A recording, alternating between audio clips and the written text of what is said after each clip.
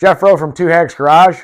Well, back at Jimmy's, we're working on Project Jumpin' Jack Flash, front engine dragster. Jimmy and I are going to be drag racing this summer. We got a whole lot to do yet till we can get this painted, but we've been busting butts. Actually, Jimmy's been busting his butt as I've been gone this week. Last video, we started part 1 of the steering. We're not going to really do a part 2 on that yet because we're waiting for some more parts to come in.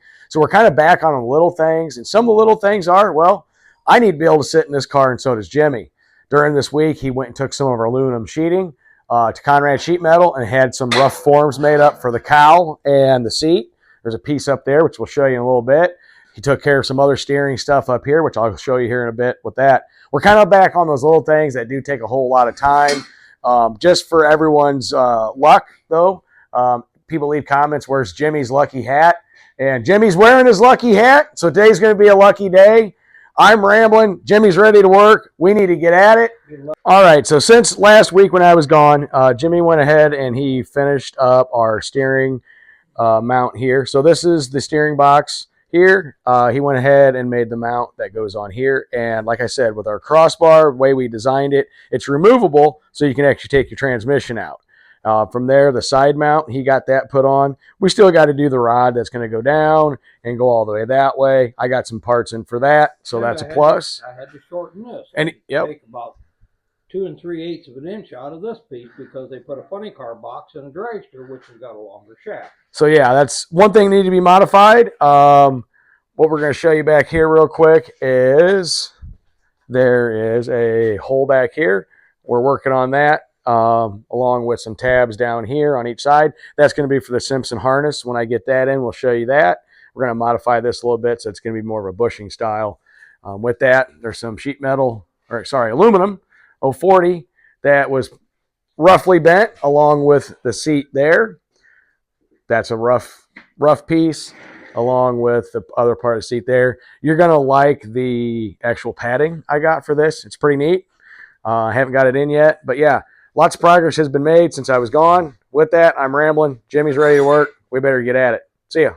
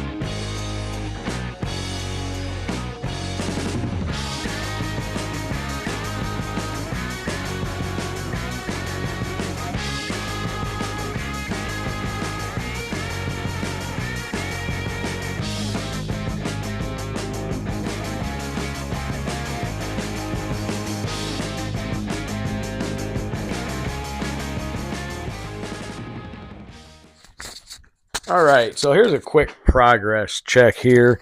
So what you're seeing us do here, this is a rough form seat that's been rolled. It's 040 aluminum, and basically what we did was we had made that cardboard template, and now we're just trimming it a little bit at a time, to get it to sit where we need it. We do have it where we do need it, but up here, I don't know if you can see that or not, but basically you can see how it's taller up here off the bars and all that. We do need to trim it, so we're going to have drawn a line because this is going to get rolled over a little bit on the chassis tubing itself. We'll put some Zeus fasteners in there, and once we get this where we want it and start trimming it, marking the lines and get it rolled over, we can start actually working on the seat, which, as you saw in a previous video, we used cardboard to form that. Like I said, this is all rough formed. It's going to get actually really cool patterned, I don't know what you want to call it, like a cover, if you want to call it for it, but that's down the road. I'm still waiting on that to come in the mail. It's upholstery, yeah, seat upholstery. It's a diamond red pleat seat upholstery, real vintage looking. So yeah, this is what we're working on there now. Jimmy just got a clip flung at him. I told you they break. And so yeah, that's what we're doing. Just trimming a little at a time, getting it to sit where we want it so we can get stuff marked off, get it trimmed, get it rolled, go from there. With that, guys, we're going to get back. Remember one thing. Plastic clips, no. Yeah.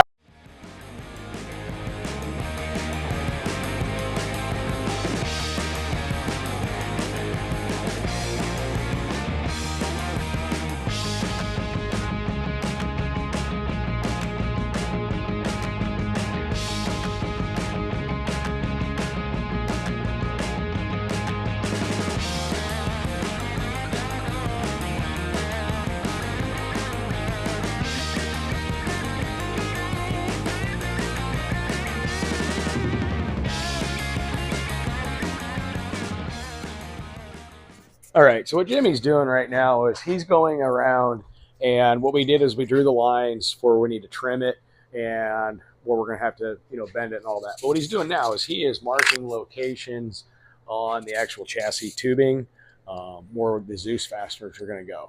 Because the seat's just not going to sit in there by itself. It'll be held in by the Zeus fasteners. He's going to tack weld some of these in place, but what we got to do is we're going to have to get some stuff trimmed. Yeah, I'm tired of working on this thing. I'm drawing the line. Yeah, get it? Drawing the line. So yeah, that's what he did there, because we got to get these in place. We still have a whole lot of trimming to do. There's a whole lot more that goes into building a seat than it actually looks like, and we're learning that now.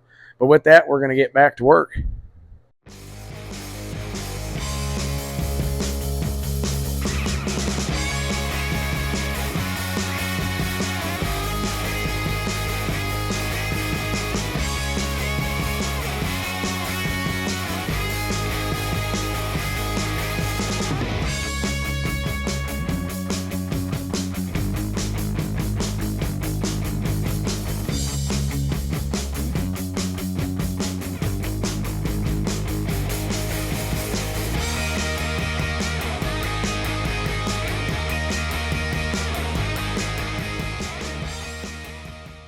All right, now that we got the seat in a rough form where we want to set it.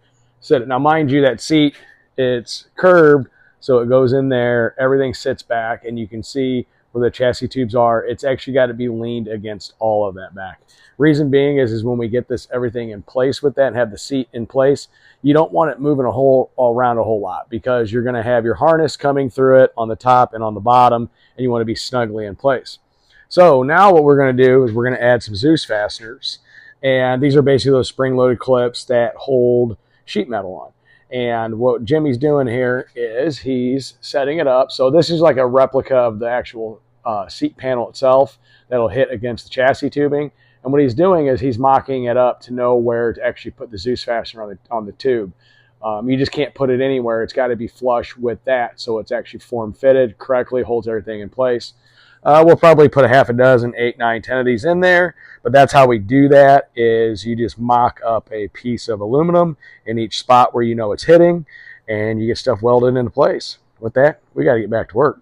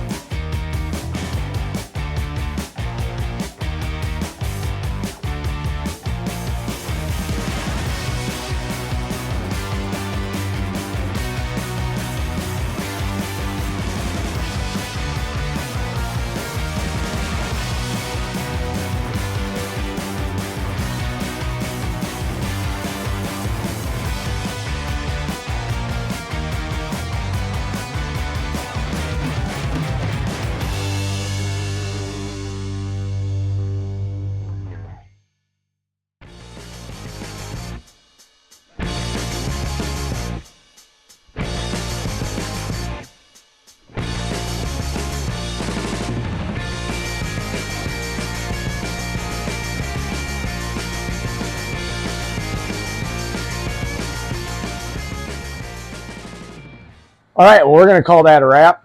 Jimmy's still welding. I actually got to hit the road. One of the things is we rough form that seat. The reason we did that is we had to get the Zeus fastener tabs in the right place and get all those welded in. And we've had to flip it over, put on its side. Reason being is the angle of the welds and all that, and to get the rest of the Zeus fasteners in for the bottom plate, the seat, a couple of the side plates in front. And while we're at it, what we did is we're going around and checking all of our welds. There was some welds that we initially did that we could only tack into place because of the way this is positioned. We needed to make sure we were able to get everything welded. So Jimmy and I are taking time. We're just going over all the chassis, make sure everything is welded the way it should be, and going from there. With that, he's going to weld. I'm going to call today. Jimmy, what do you think? Have him turn his mouth around. I'm a welder. He's going to weld my mouth shut. So not only have training wheels on this thing now, a wheelie on top, all that. I'm going to be doing sign language. Yeah, he's gonna weld my mouth shut. With that, he's got to weld. He can't text me. I don't have a cell phone. Yeah, so I can't bother him. So he's gonna weld my mouth shut. With that, guys, we'll see you in the next one. More of the little things. Later. Have a good night.